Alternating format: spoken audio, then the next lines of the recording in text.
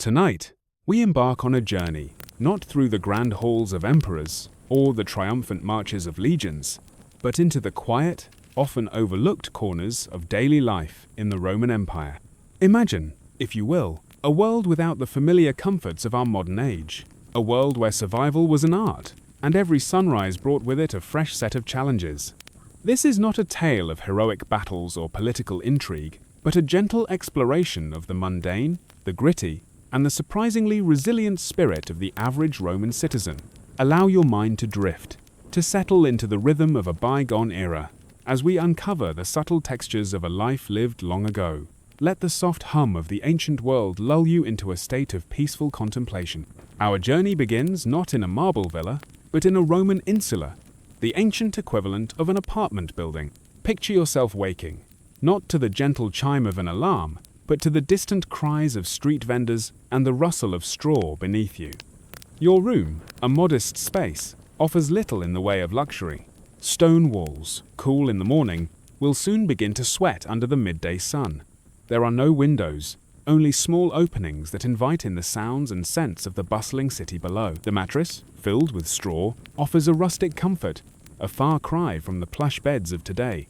The air, thick with the scent of wood smoke and unwashed humanity, is a constant reminder of the close quarters in which life unfolds. As dawn breaks, the city slowly awakens. The aroma of baking bread wafts from a communal oven, a tantalizing scent that serves as a gentle reminder of the day's first meal. Yet, this is not a breakfast of lavish spreads. For the average Roman, the morning meal, or intaculum, is a simple affair. A piece of stale bread, perhaps a few olives, and watered-down wine. There is no coffee to awaken the senses, no eggs or bacon to provide a hearty start. This is sustenance, plain and unadorned, designed to fuel the body for the arduous day ahead. Imagine the texture of the coarse bread, dense and chewy, a stark contrast to the soft loaves we know today. The wine, diluted to make it last, offers a faint, earthy taste, a subtle bitterness that lingers on the tongue. This is a meal consumed quickly, often standing in the street, amidst the growing clamor of the city. With the morning meal concluded, the Roman workday begins. For most, this means manual labor under the relentless sun. Imagine yourself as a laborer, a potter, or perhaps a bricklayer, your hands calloused and strong. The tools are rudimentary, the work physically demanding. Roads, aqueducts, and temples rise from the earth, built not by machines, but by the sheer force of human will. The sun climbs higher, casting long shadows across the dusty streets. The air fills with the sounds of hammers striking stone, the rhythmic chant of workers, and the distant shouts of foremen. There are no safety regulations, no protective gear. Every lift, every swing, carries with it the risk of injury. Yet, the work continues, a steady, unwavering rhythm that defines the Roman day. As the day progresses, the streets of Rome become a vibrant, chaotic tapestry of life. Imagine navigating this bustling thoroughfare, a sensory overload of sights, sounds, and smells. Merchants hawk their wares, their voices rising above the din of passing carts. Children play in the narrow alleys, their laughter mingling with the bleating of goats and the distant bray of donkeys. The air, thick with dust, and the scent of human activity, is a constant presence. Roman roads, marvels of engineering, are often less than pristine, serving as conduits for both commerce and waste. Stepping off the raised footpaths requires a careful eye, lest one encounter an unpleasant surprise. The constant movement, the press of bodies, creates a sense of perpetual motion, a living, breathing organism that is the city of Rome. Despite the challenges, the Roman spirit endures. There is a quiet resilience in the way daily life unfolds, a testament to the human capacity for adaptation. The lack of modern amenities fosters a deep connection to the natural world, to the rhythms of the sun and the seasons. The communal nature of life, though sometimes challenging, also creates a strong sense of community, a shared experience that binds individuals together. As the sun begins its descent, casting a warm, golden glow over the city, a sense of quiet reflection settles over the landscape. The sounds of the day begin to soften, replaced by the gentle murmur of evening conversations and the distant strains of a lyre. This is the Roman Empire, not as a grand, imposing force, but as a collection of individual lives, each one a testament to the enduring power of the human spirit. Allow these images to gently fade, leaving you with a sense of peace and a deeper understanding of a world long past. As twilight descends upon Rome, a different kind of life awakens. The narrow streets, once bustling with the commerce of the day, now become a stage for the city's nocturnal rhythms. Oil lamps, a luxury for the wealthy, cast flickering shadows, leaving much of the city shrouded in darkness. For the average citizen, navigating these unlit alleys requires a keen sense of direction and a healthy dose of caution. The sounds of the day, the shouts of vendors and the clatter of carts, are replaced by the murmur of hushed conversations, the distant strains of music from taverns, and the occasional unsettling silence. This is a time when the city's underbelly stirs, when thieves and opportunists emerge from the shadows. The vigiles, Rome's night watchmen, are often overwhelmed, their presence a mere deterrent in the face of widespread petty crime. One of the most pervasive threats of the Roman night is fire. The insulae, those multi-story apartment buildings, are constructed primarily of wood, making them highly susceptible to conflagration. A single overturned lamp, a forgotten cooking fire, can quickly engulf an entire block in flames. Imagine the terror of waking to the smell of smoke, the crackle of burning timber, and the desperate cries of neighbors. There are no organized fire departments as we know them, only the rudimentary efforts of the vigiles. Armed with buckets and a prayer, escape is often a frantic scramble down collapsing staircases, a desperate dash for survival through smoke-filled corridors. The Great Fire of Rome, though attributed to Nero, serves as a stark reminder of the city's vulnerability to this ever-present danger. Beyond the physical dangers, the Roman night also brings with it a different kind of discomfort. Noise. Sleep, for many, is a luxury. The thin walls of the insulae offer little insulation from the sounds of neighboring lives. Arguments, celebrations, and even the intimate moments of others are often audible. Drunken revelers spill out of taverns, their boisterous laughter echoing through the streets. Religious processions, accompanied by drums and chanting, can disrupt the peace at any hour. The city, even in its slumber, remains a symphony of human activity, a constant reminder of the crowded, communal existence. Yet, amidst this chaos, there is a strange beauty. The moon, when visible, casts a silvery glow upon the ancient ruins, transforming them into ghostly silhouettes. The stars, unobscured by modern light pollution, glitter with an intensity rarely seen today. For those who find solace in the quiet moments, the Roman night offers a unique perspective on the city, a glimpse into its hidden life. It is a time for reflection, for whispered secrets, and for the quiet contemplation of a world that never truly sleeps. As dawn approaches, the city slowly begins to stir once more. The first rays of sunlight pierce through the darkness, illuminating the dusty streets and the weary faces of those who have endured the night. The sounds of the day, the familiar clamor of commerce and activity, gradually return, signaling the start of another Roman workday. This cyclical rhythm, the constant ebb and flow of life, is a testament to the resilience of the Roman people, their ability to adapt and endure in a world that offered little in the way of comfort or security. Now, let us shift our gaze from the bustling streets of Rome to the windswept plains of ancient Parthia, a land where empires clashed and legends were forged. Here, we encounter Rhodogon, a princess whose story defies the conventional narratives of royal life. Born into a world of political intrigue and constant warfare, Rhodogon was not destined for a life of silk and ceremony. Her father, Mithridates II, was a king who expanded Parthia from a fringe kingdom into a formidable empire, a process that inevitably brought with it rebellions and betrayals. Rhodogon grew up amidst the harsh realities of empire building. She learned statecraft, military strategy, and the art of command. Unlike many noblewomen of her time, she was not confined to the palace, but actively participated in the affairs of the kingdom. Parthian women, though often overlooked in historical accounts, held significant power and influence. Some ruled cities, others forged dynastic alliances, and a few, like Rhodogon, became legends not for their beauty or their marriages, but for their strength and their victories. Her legend truly began when a rebellion flared up in the western provinces. These were not mere tax evaders, but powerful aristocrats and city leaders, emboldened by the perceived weakness of the central authority.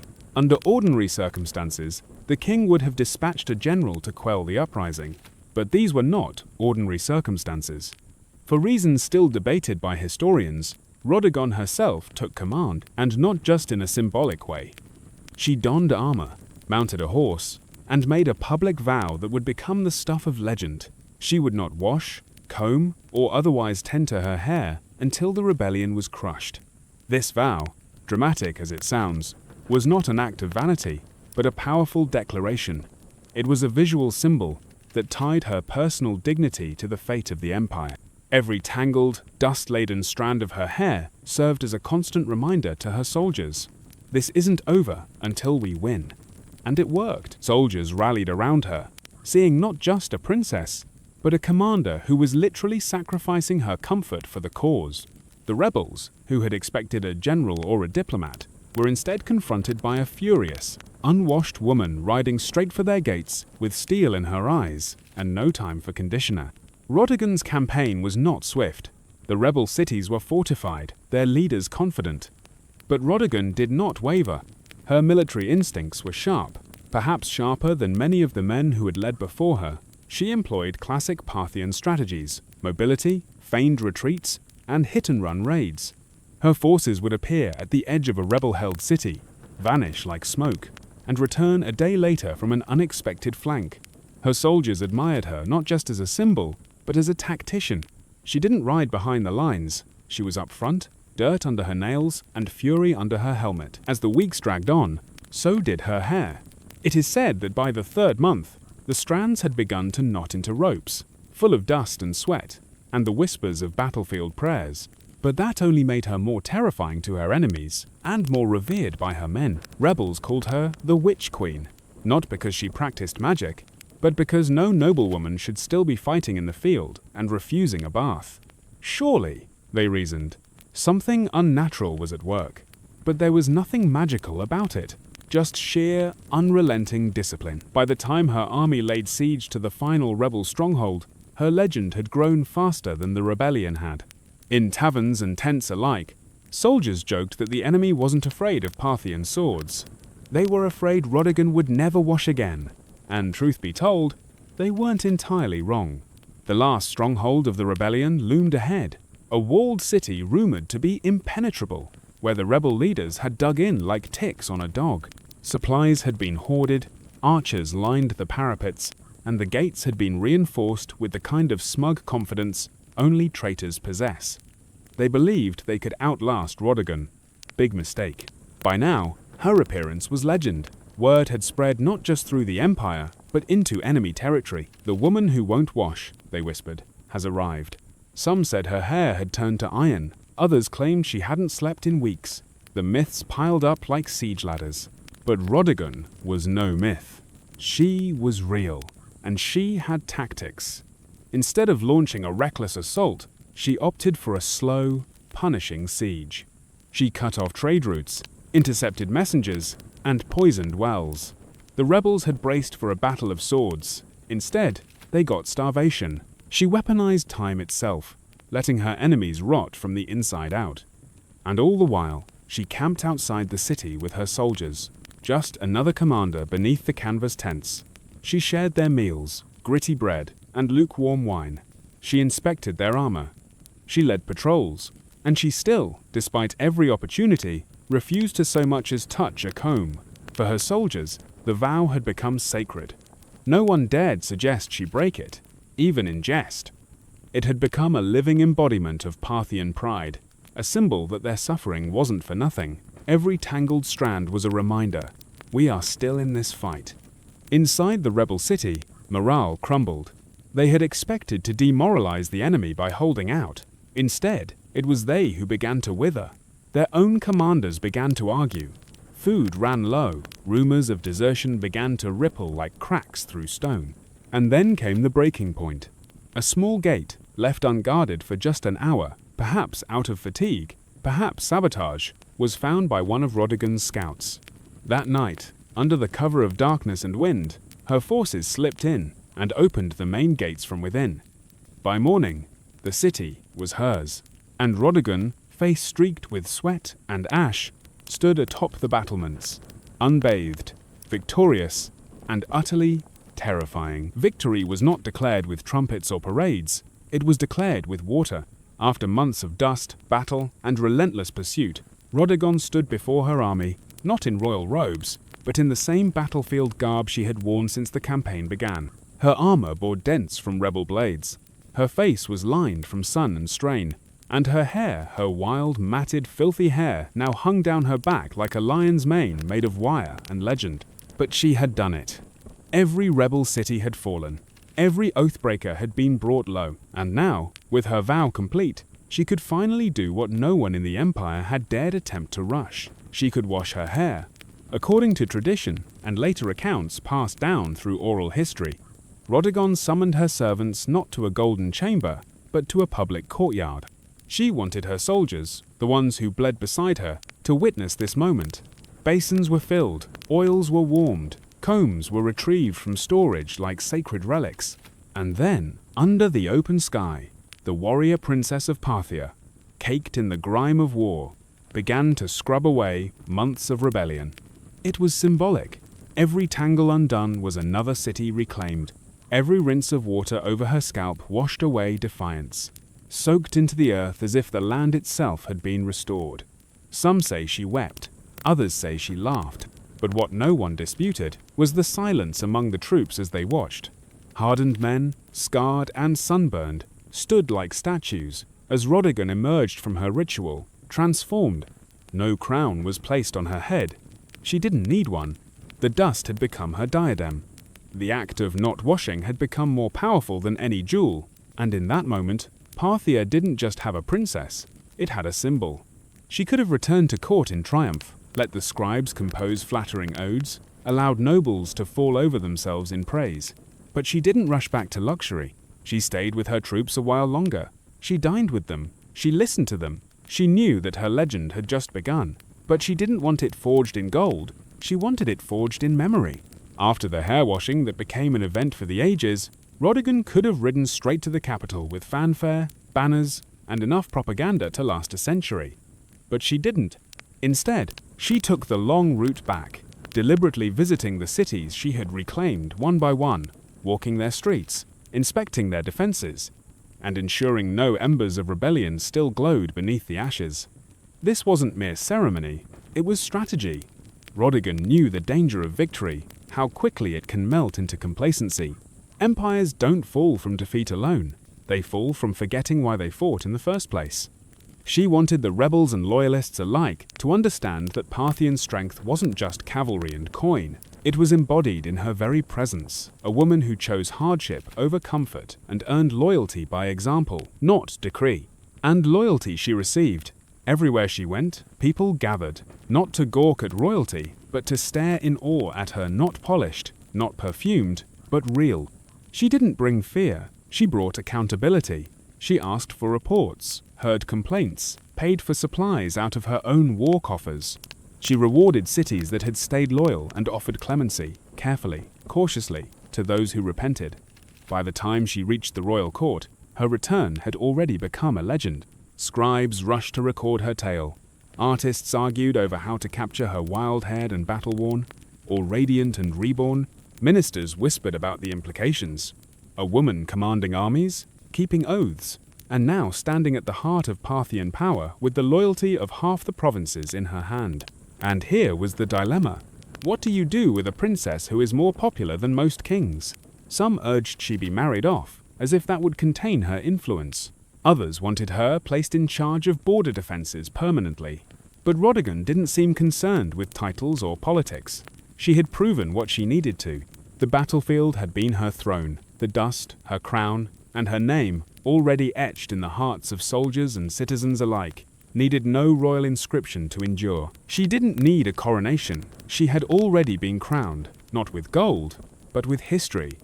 In the months following her campaign, Rhodogon didn't seek the limelight, but it followed her anyway. She became a subject of poetry, sculpture, gossip, and awe, not because she demanded it, but because she had earned it. Every soldier who'd fought under her command returned with a tale. and every tale made her larger, more enduring, more untouchable. Yet, in the palace halls of Parthia, where politics slithered like snakes behind silk curtains, her silence was unnerving. She didn't boast, she didn't lobby, she didn't ask for titles or lands. Instead, she observed, listened, and understood. The real battlefield had only shifted from stone walls to whispered conversations. Even the king, her father, or possibly her brother, depending on the exact moment in the tangled Parthian dynastic timeline, had to tread carefully. Rhodogon wasn't just popular. She was respected in a way few men at court could compete with, not adored for beauty or bloodline, but for leadership, for command. She had turned her vow into policy, her filth into folklore, and yet, the silence she kept was as deliberate as any military maneuver. She didn't tell others what she planned next, because perhaps even she didn't know. For the first time in years, she wasn't fighting. She wasn't commanding troops or outwitting rebels. She was still. And that stillness unnerved many. What does a woman who conquered without a crown do next? One theory among historians is that Rhodogon used this silence as leverage. Her presence alone, her every quiet nod or glance, forced decisions.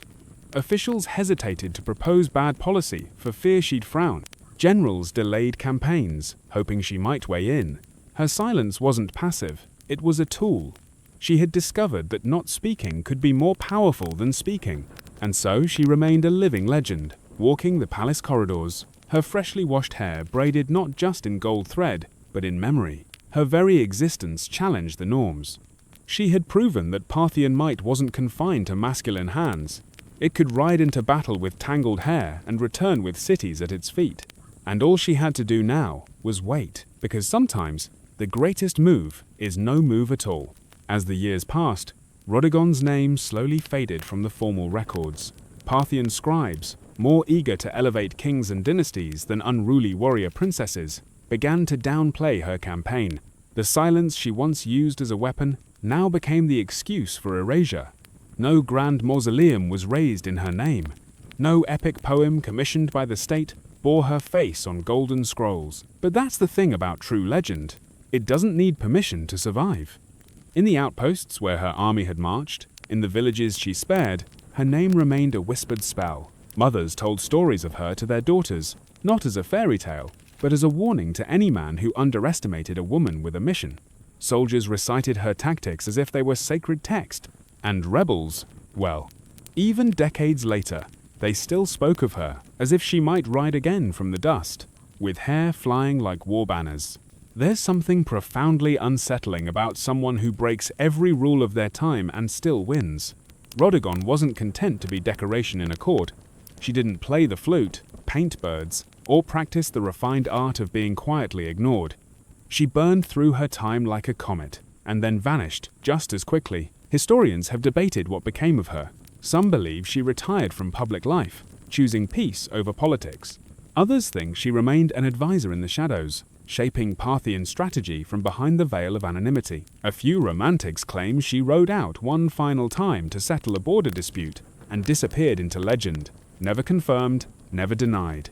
But what's certain is this: her legacy endured where it mattered most in the people. She may not have worn the crown, but she ruled in ways no diadem ever could. She redefined what loyalty meant. She showed that a vow, even one as strange as refusing to comb your hair, could be as binding as a royal decree, and far more inspiring. And though history books may offer her only a footnote, the dust of Parthia still remembers her. Because you don't need a marble statue to be eternal, you just need to keep your vow and win. Centuries after her death, Rhodogon's story remains a paradox. Well known in whispers, yet elusive in ink. No towering statue bears her likeness. No royal tomb sings her praises in carved stone. But in the collective memory of those who admire rebellion, endurance, and principled ferocity, she is immortal not in the way kings are remembered, but in the way forces of nature are. She didn't need to conquer foreign lands or sign monumental treaties. What she conquered was expectation. In a world where women were told to wait behind curtains while men spilled blood in their name, Rhodogon tore the curtain down and marched out, barefoot, helmet in hand.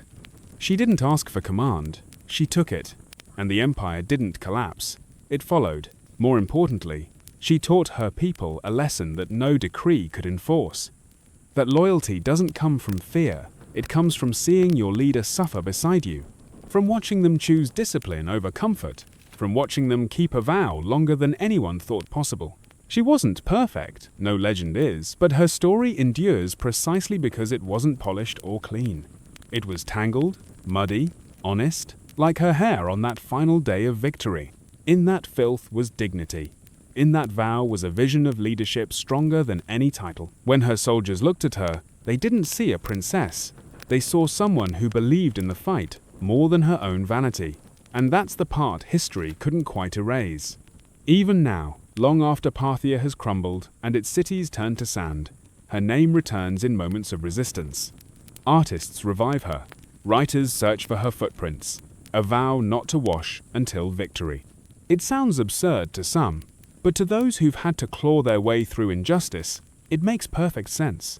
Rodigan was never about glamour, she was about grit.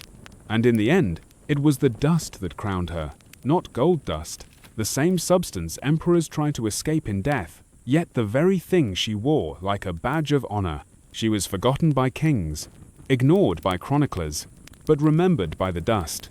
And that's where legends truly live, not in stone, but in soil. Before empires clashed and blood soaked the sand, before kings trembled at her name, Tomyris was simply a daughter of the wind, born to the raw, open steppe.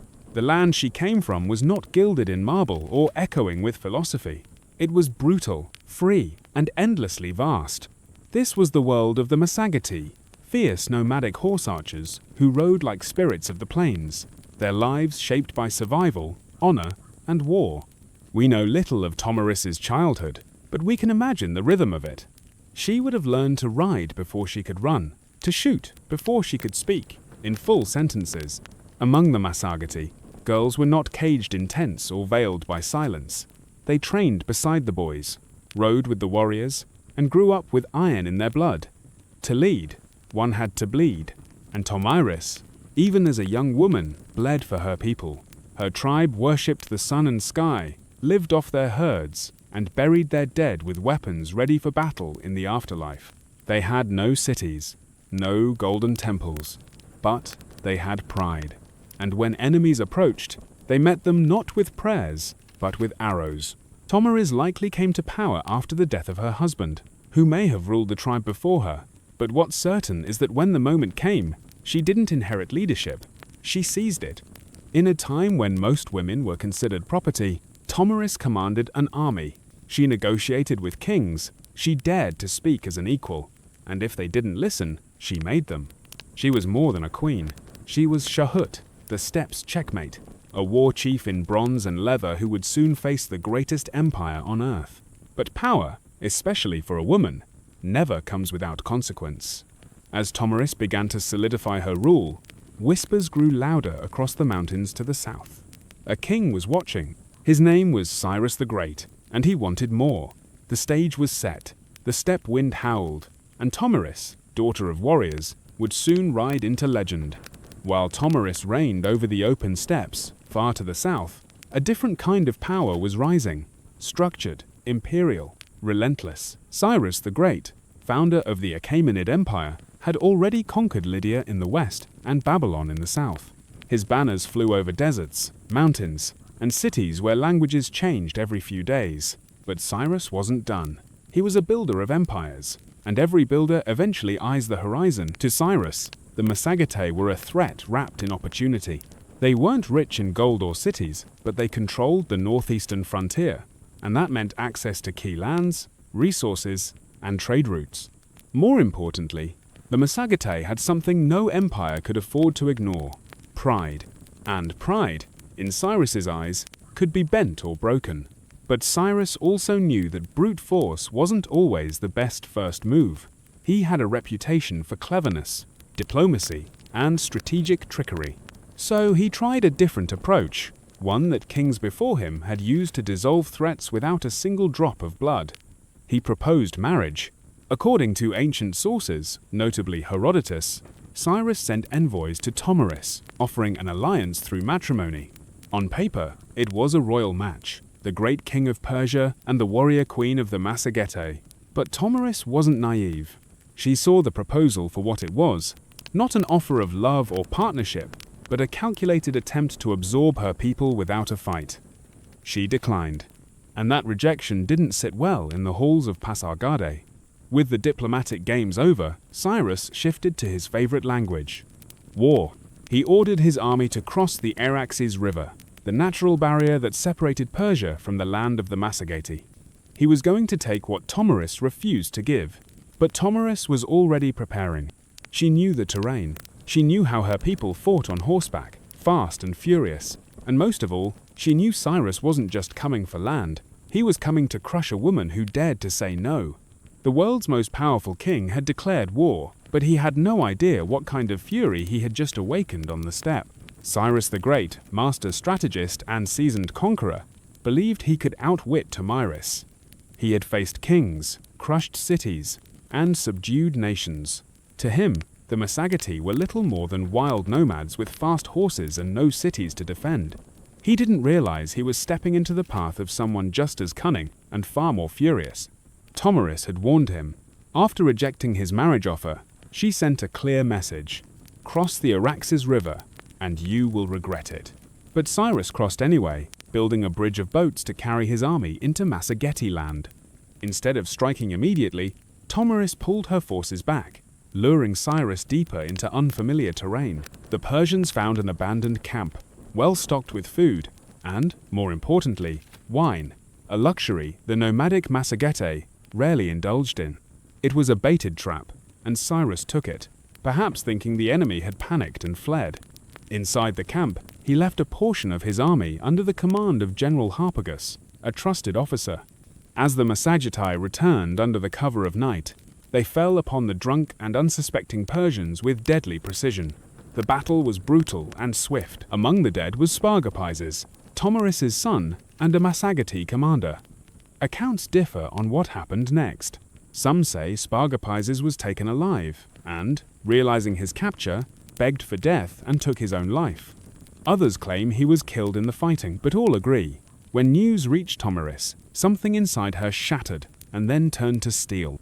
Her grief was volcanic, but her rage that became legendary. She sent another message to Cyrus. This one wasn't a warning. It was a vow. "You may be a glutton for blood," she said, "but I swear I will give you your fill." She promised to make the ground run red with Persian blood, and her vengeance would not be quiet. Cyrus had taken her son. He had violated her land. Now, he would meet not the queen of the Massagetae, but the mother of a slain warrior, and the last face he would ever see. The next battle would not be a skirmish. It would be an execution. The sun rose over the plains like a blade, sharp and blinding. Tomiris stood at the head of her army, no longer just a queen, but a storm-given form. Her warriors, hardened by the nomadic life, painted their faces with ash and rage. This wasn't about politics anymore. This was about blood. Cyrus, for all his might, had underestimated the Massagetae.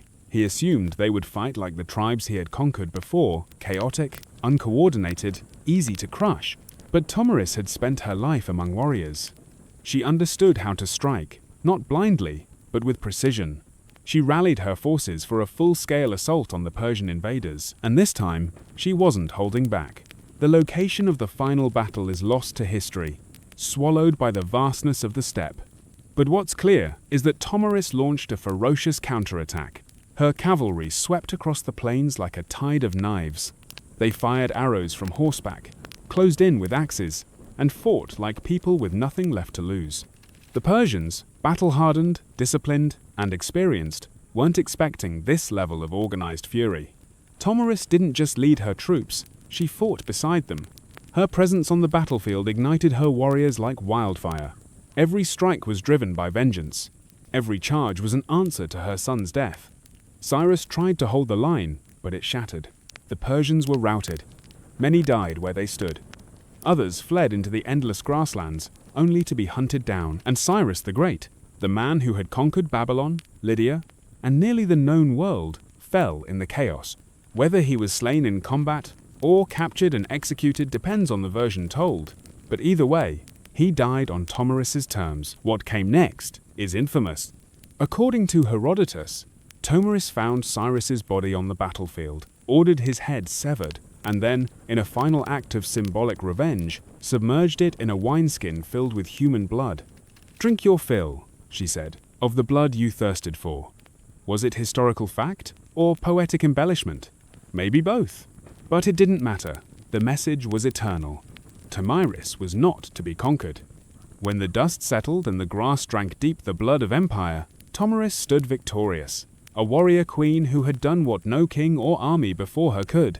She brought Cyrus the Great to his end. News of the defeat sent shockwaves across the ancient world. The mighty Achaemenid Empire, thought to be unstoppable, had been humiliated by a woman from the steppes. The Persians did their best to downplay the loss, but the death of their founder couldn't be ignored. Cyrus's body was eventually returned and buried with honor in the royal tomb at Pasargadae. Yet, the stain of his final defeat would linger like a wound on the empire's legacy. For Tomiris and the Massagetæ, however, the victory was more than revenge. It was a declaration. They had defended their sovereignty, not just with weapons, but with dignity. Tomiris had stood up to the world's most powerful ruler, and she hadn't just survived, she had triumphed. And then, she vanished from history. No records survived detailing her later years, her death, or any successes she may have appointed. It's as if, after taking her vengeance, Tomiris simply rode back into the horizon and allowed the wind to carry her legend forward. In the centuries that followed, historians, poets, and chroniclers would try to fill in the blanks, turning her into a symbol as much as a woman. To the Persians, her name was a bitter reminder. To the Greeks, she was a paradox, a barbarian who displayed more nobility than many kings. And to the peoples of Central Asia, Tomiris became folklore, a ghostly queen who rides through the steppe, fierce and unbending, with a sword that remembers. Her legacy would inspire countless depictions across cultures. Medieval manuscripts portrayed her in regal armor. Renaissance paintings imagined her towering over Cyrus's corpse. In every age, she became what people needed: a mother avenger, a wild queen, a lesson in hubris, or a symbol of feminine power. But one truth cuts through the myth. She changed history. Tomiris didn't inherit a throne, she forged it in fire and fury. And for one brief, unforgettable moment, the Steppe Queen proved that not all empires rise. Some fall to the hooves of warriors who ride with vengeance in their hearts. Much of what we know about Tomiris comes not from local Massagetæ records. They left no stone tablets or royal archives, but from the pen of a Greek, Herodotus, often called the father of history. Writing a century after her time, he immortalized Tomiris in his histories, casting her as a warrior queen of astonishing resolve and terrifying vengeance. But Herodotus wasn't simply reporting facts. He was weaving a story, one part chronicle, one part morality tale. To him and his Greek audience, Tomiris represented the ultimate reversal of imperial arrogance. Cyrus the Great, a man who had conquered half the known world, fell not to a vast army or a rival king, but to a woman who fought not for glory, but for her child. Her victory was almost mythic, and Herodotus treated it as such. He even detailed her grisly revenge: the wineskin of blood, the severed head of Cyrus, and her damning words, "Drink your fill." But was it true? Modern historians debate this endlessly. Some argue that Herodotus exaggerated or even invented parts of the tale, using Tomiris as a narrative tool to humble the Persian Empire, which at the time of his writing was still a looming force over the Greek world. Others believe that while the blood wineskin episode might be symbolic, the core event, Cyrus's death at the hands of Tomiris, likely did happen. There's also the question of bias. Herodotus, for all his insight, often filtered foreign cultures through a Greek lens. He portrayed the Massagetæ as wild and free, yet noble and exotic mirror to Greek ideals of honor and liberty. Tomiris, in that frame, wasn't just a barbarian.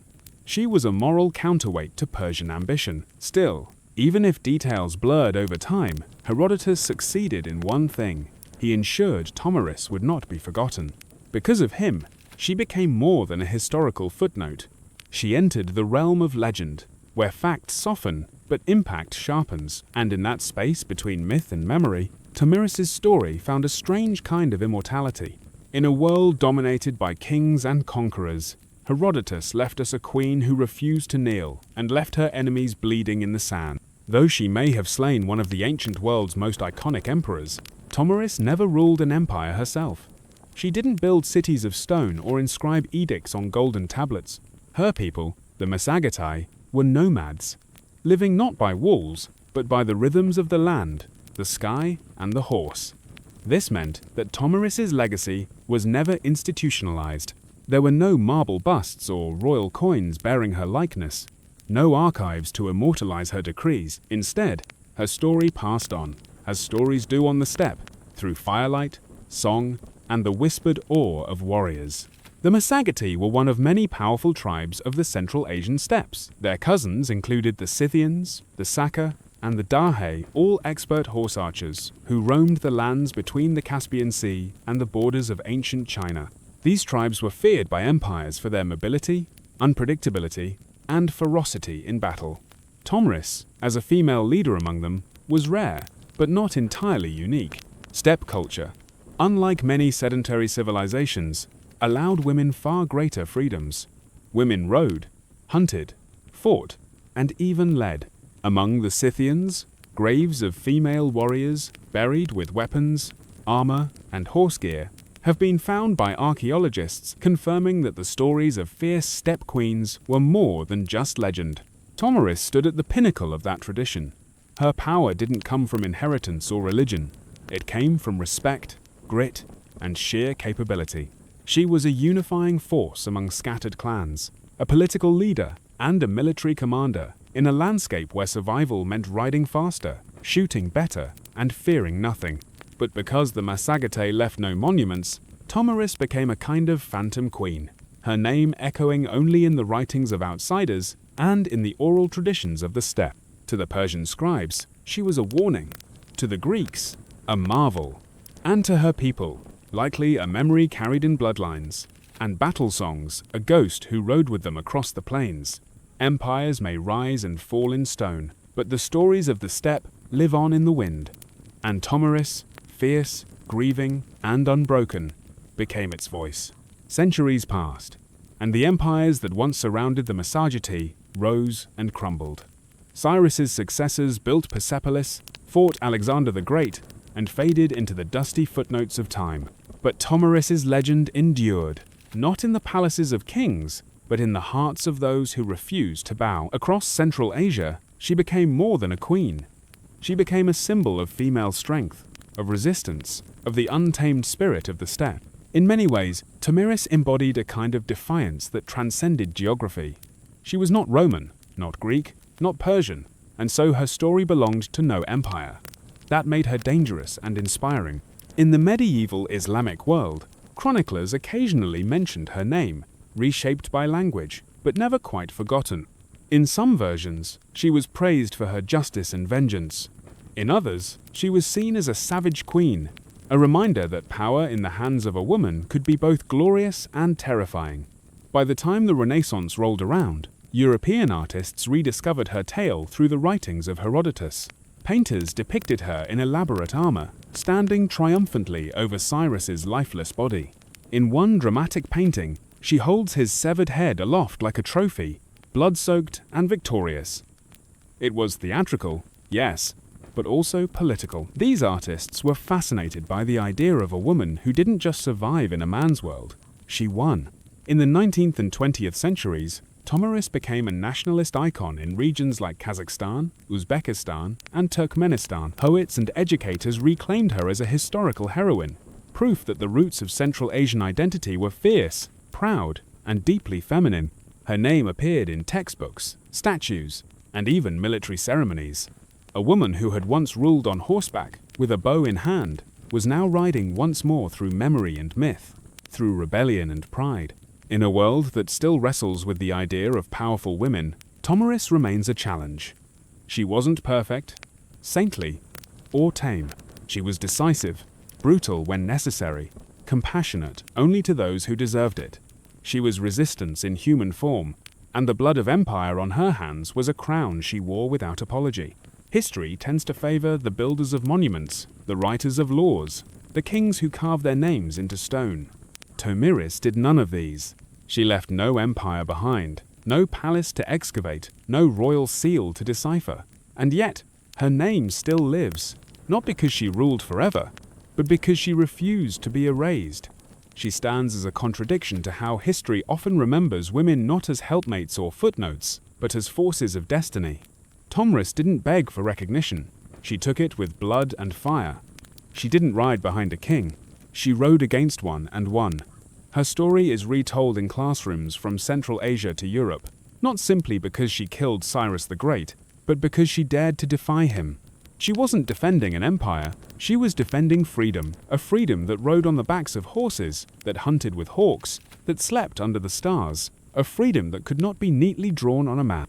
Today, her statues rise from Kazakhstan's capital cities, and her face adorns coins and textbooks to modern Central Asians. She is a mother of nations, a link to a pre-Islamic, pre-Soviet, proudly nomadic past, a reminder that their identity wasn't born in submission, but in the cry of battle and the gallop of horses. In a world still divided by power, by gender, by memory, Tomiris is a beacon, not just because she killed a great king, but because she taught us something even greater, that dignity is not given, it is seized. That sometimes leadership looks like a mother grieving her son and refusing to let the killer walk away.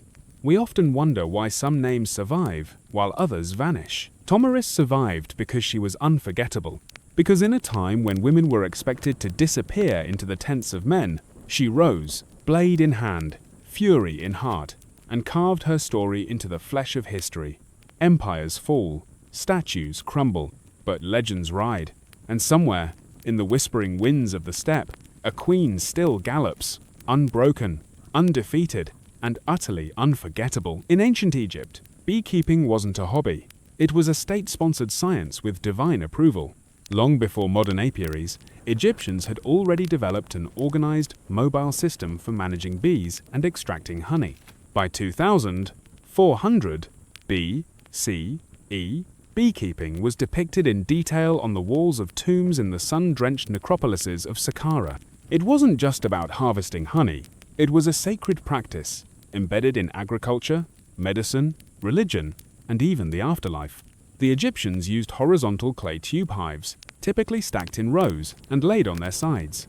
These were nothing like modern wooden boxes. They looked more like terracotta drain pipes, and they were carefully designed to be relocated seasonally. As the Nile's floodwaters receded and flowers bloomed along its banks, hives were moved up and down the river to follow the nectar flow. This transhumance method was incredibly advanced for its time, almost like ancient GPS for bees. Beekeepers used clay or stone pipes to blow smoke into the hives, calming the bees before honey extraction. Without protective suits, these keepers had to rely on careful timing, experience, and a fair bit of courage. Honeycombs were removed gently, and the honey was collected not just for food, but for medicine, mummification, and sacred rites. Honey was considered a gift from the gods, a divine substance associated with Ra, the sun god. According to Egyptian myth, bees were born from the tears of Ra as they fell to earth.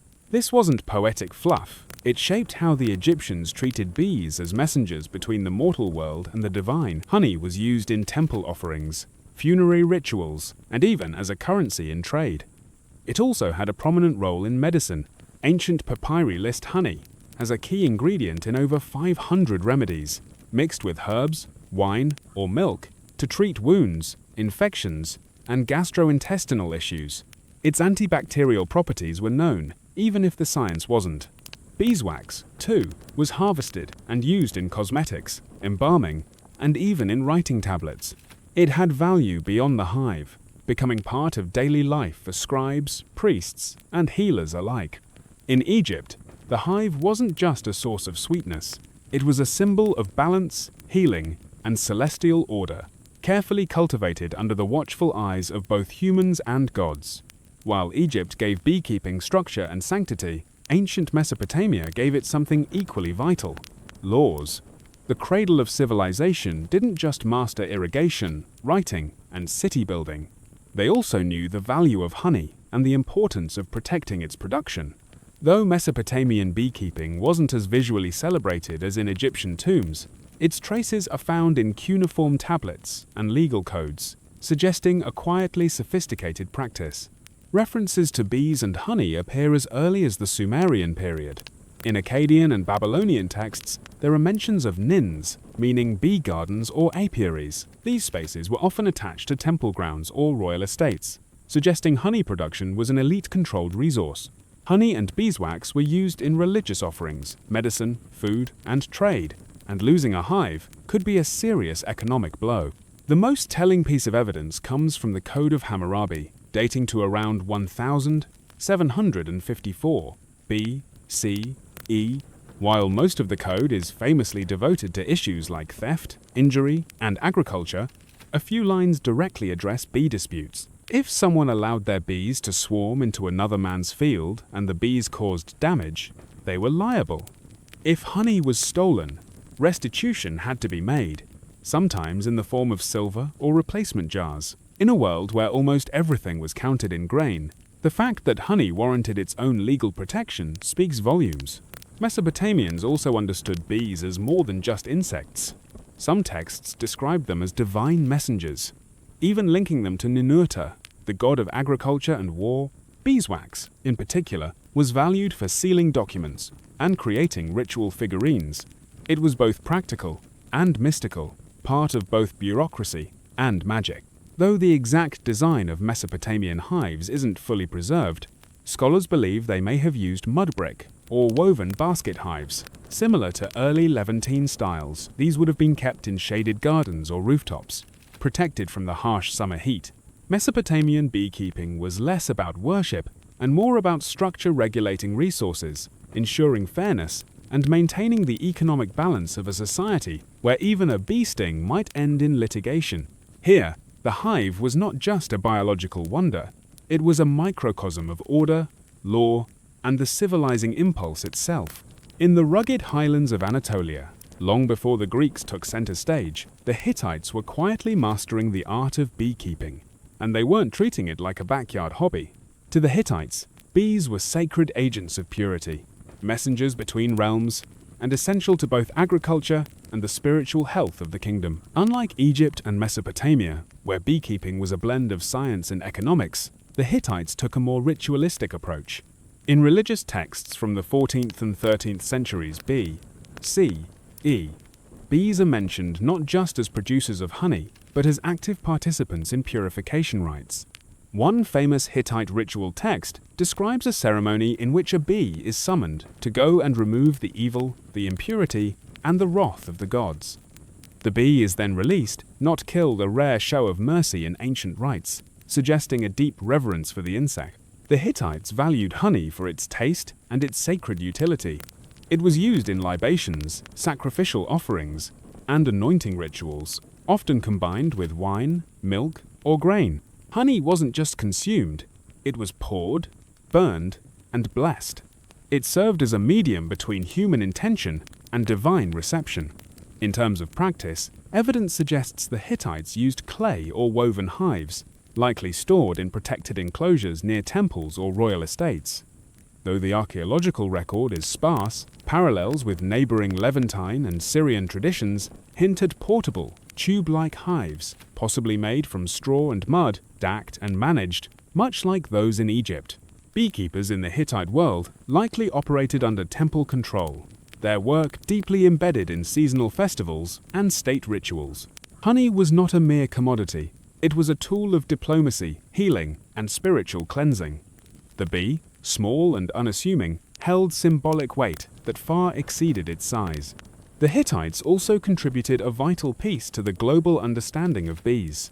They recognized bee migration. Some surviving texts describe the seasonal behaviors of swarms, linking blooming patterns with honey flow, an insight that shows how closely they observed their environment. In Anatolia, the hum of the hive wasn't background noise. It was a sacred frequency, vibrating through the bones of gods and kings alike. The ancient Greeks didn't just study bees. They admired them, feared them, and modeled society on their mysterious order. To the Greeks, the hive was more than a place of honey. It was a living metaphor, a model for the ideal city-state, a symbol of divine order, and a source of endless scientific curiosity. Greek beekeepers advanced the science of apiculture with a blend of practical knowledge and philosophical flair. Unlike earlier civilizations that used stationary clay hives, the Greeks developed movable terracotta hives with removable lids and sections. These allowed easier access to the honeycomb without destroying the colony, an early step towards sustainable harvesting. They also mastered the art of smoke control, using ceramic bellows and clay smokers. They would puff smoke into the hive entrance, sedating the bees before honey extraction. This innovation not only reduced stings, but also preserved the hive structure, allowing for multiple harvests per season. One of the most influential minds in Greek history, Aristotle, studied bees in extraordinary detail. In his Historia Animalium, he described hive behavior, noting that bees appeared to have distinct roles. Some gathered nectar, others defended the hive, and one, whom he called the king bee, seemed to lead. Although he got the gender wrong, Aristotle's observations laid the groundwork for centuries of bee research. Honey held a revered place in Greek culture. It sweetened wine, preserved fruits, and flavored cakes. It was also used as a base for medicinal salves, especially in wound care, and was seen as a divine gift. The Greeks believed that ambrosia, the food of the gods, was a mixture of honey and wine. The bee itself had mythological significance. It was associated with Artemis, goddess of wild things, and Demeter, goddess of the harvest. Priestesses of Artemis were even called Melissa, the Greek word for bees. The idea of the bee as a sacred feminine force carried deep symbolic power for the Greeks. The hive was both scientific marvel and spiritual emblem, a reminder that even the smallest creatures move with purpose, discipline, and grace. In studying bees, they believed they were studying the very laws of nature, and perhaps of the gods themselves.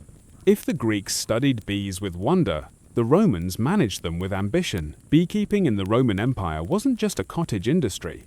It was scaled to match the needs of a civilization that stretched across continents. From the vineyards of Gaul to the hills of Hispania, Rome turned the humble hive into an empire-wide enterprise. The Romans inherited much of their apicultural knowledge from the Greeks and Etruscans, but they expanded it into a formalized agricultural science.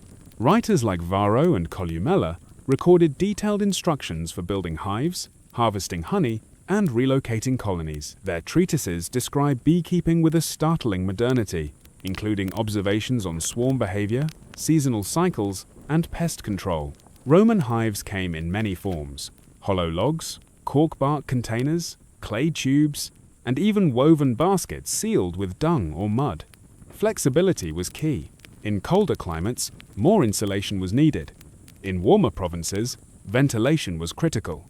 These innovations allowed Rome's beekeepers to adapt the craft across vastly different regions of the empire. To calm bees, Romans employed clay pots, filled with smoldering herbs, like thyme or oregano. The smoke soothed the hive, and perhaps added a subtle flavor to the honey. Harvesting was done with iron knives, and wax was separated by melting and straining, later used in candles, writing tablets, cosmetics, and even waterproofing ships. Honey wasn't just food, it was everywhere. It was added to wine to make mulsum, used in baking, in sauces for meat and fish, and even as an early energy source for athletes and soldiers. Roman physicians, following Hippocratic traditions, prescribed honey for sore throats, wounds, fevers, and digestive problems. Its antibacterial properties were well known and well used. Beeswax had its place in medicine too, as a base for plasters, balms, and even dental fillings. Its malleability and resistance to decay made it ideal for sealing and preserving. In short, honey in the ancient world wasn't just sweet, it was life-saving. It healed the sick, preserved the dead, and symbolized purity. It was the pharmacy of the gods, delivered by the wings of bees. Ancient beekeepers were more than farmers. They were innovators, engineers, and keen observers of nature. Across civilizations, they developed specialized tools and methods that allowed them to manage bee colonies effectively, harvest honey sustainably, and even protect themselves from the bees' defensive stings. One of the most important innovations was the design of the hive itself. The Egyptians popularized the use of horizontal cylindrical clay hives, essentially large terracotta tubes stacked in rows. These hives were durable, portable, and mimicked natural cavities where bees thrived. Similarly, the Greeks and Romans used terracotta and woven basket hives, some with removable lids to allow access to honeycombs without destroying the colony.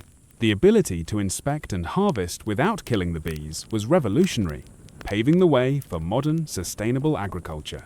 To safely extract honey, ancient beekeepers employed smoke to calm the bees.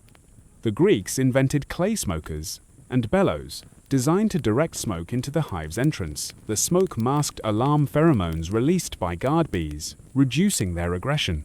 Romans refined this by burning fragrant herbs such as thyme or oregano, which soothed the bees and possibly imparted subtle flavors to the honey. Harvesting tools varied. Wooden or bronze knives were used to slice combs carefully. Sometimes honeycombs were pressed to extract liquid honey, and wax was melted and filtered for later use. Beekeepers often wore minimal protection, relying on experience and careful technique to avoid stings. Suits and gloves were millennia away. Ancient texts reveal that beekeepers also observed bee behavior meticulously. They understood swarm cycles, seasonal patterns, and the importance of moving hives to optimize nectar collection. Some cultures practiced transhumance, relocating hives to follow flowering plants bloom, similar to modern migratory beekeeping. Additionally, honey storage was a crucial aspect of ancient beekeeping. Egyptians used sealed ceramic jars to store honey, protecting it from moisture and spoilage. Honey's remarkable shelf life was well known, sometimes lasting centuries sealed within tombs. Even the relationship between humans and bees was carefully managed. Rituals were performed to appease bee spirits or gods, ensuring cooperation and avoiding misfortune. This spiritual care was as vital as the physical tools in maintaining a productive hive. In all, ancient beekeeping was a blend of craftsmanship, natural science, and reverence. The tools and techniques they developed set foundations that still influence modern apiculture. The ancient practice of beekeeping laid the groundwork for a relationship between humans and bees that continues to this day. Far from a simple agricultural activity, early beekeeping was an art and science that influenced medicine, religion, economy, and ecology across civilizations, shaping the way we understand nature and sustainability. From the Nile Valley to the hills of Anatolia, from the temples of Greece to the farms of Rome, ancient beekeepers honed methods to protect and sustain their colonies. Their innovations in hive design, smoke use, and seasonal management allowed for sustainable honey harvests, a practice crucial for both survival and trade. The respect they showed for the bees' life cycles helped foster a model of harmony between humans and nature. Their understanding of honey as a medicine informed the early pharmacopoeias of Egypt, India, and Rome, influencing healing practices that persist in traditional medicine worldwide. Honey's antibacterial and preservative properties became the foundation for wound care and remedies, while beeswax shaped early technologies in cosmetics, art, and construction. The symbolic and spiritual meanings attributed to bees and honey in ancient cultures also endure. Religious rituals honoring bees and honey continue in various traditions, reflecting humanity's ongoing fascination with the hive as a metaphor for order, cooperation, and divine blessing. The idea of bees as messengers between worlds or symbols of resurrection permeates art, literature, and folklore across centuries. Moreover, the ancient practice of migratory beekeeping, moving hives to follow floral blooms, is echoed in modern commercial agriculture, essential for crop pollination and global food production. The innovations of ancient beekeepers helped set the stage for today's awareness of bees as vital pollinators and the environmental challenges they face. Despite technological advances, the core relationship remains unchanged. Humans depend on bees for food, medicine, and ecosystem health, and bees in turn have shaped human culture, economy, and spirituality since the dawn of civilization. The legacy of ancient beekeeping is a testament to human ingenuity, respect for nature, and the enduring power of collaboration, both within the hive and between species. It reminds us that even the smallest creatures can inspire science, faith, and survival.